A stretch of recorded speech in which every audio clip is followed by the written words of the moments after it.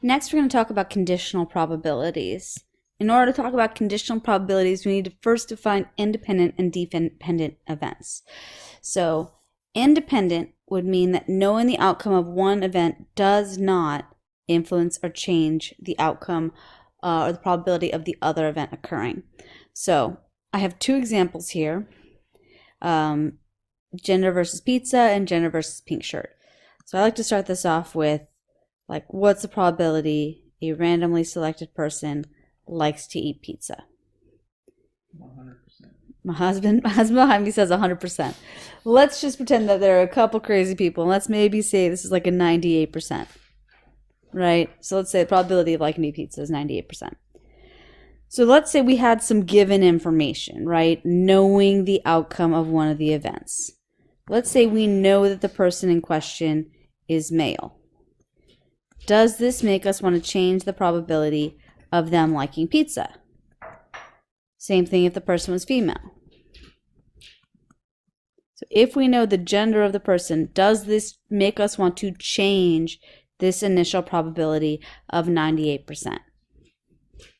And I don't think it does. I think most likely both genders enjoy pizza because everyone enjoys pizza equally. That your gender does not influence whether or not you like pizza. So these would be then independent because there's no change in whether or not you like pizza depending on your gender, right? These two things have no relationship. This is not so true with gender versus pink shirt. And this data we actually could look at in StatCrunch because we collected this. So the probability of a pink shirt, heck, let's go to StatCrunch and figure this out. I'm going to do some summary stats here. Let's just look at, oops, where is pink shirt? What? I know I got it. Did I not ask it? That's bananas. Hold on. Oh, because it doesn't like summary stats because it's categorical. This is how StatCrunch is smarter than me when I'm doing something dumb. So we need to actually just do a table for frequency. And now it'll give me pink shirt as an option. And I'll have it give us the relative frequency, which is what we care about. So it looks like the probability of owning a pink shirt for people in our class is 62.5%. So if we think of this as being a representative sample, we're thinking that's probably around the same as the percent in the general population. Now, since our class tends to be younger than the general population, I might suggest changing this up and maybe making it a little bit lower. So let's just say 60%. There's no right or wrong here. So that's probability of pink shirt. Now the question is the same as before.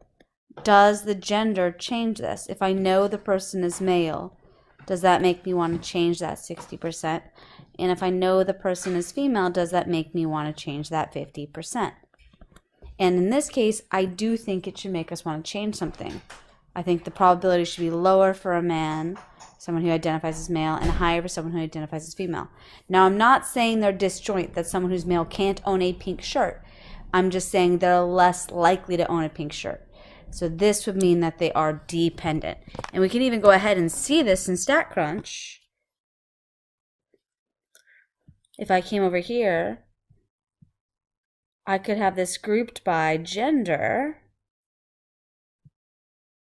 And we can see the proportion for females, that percent is around a 76, versus for males it's a 45. So 76 and 45. Oops.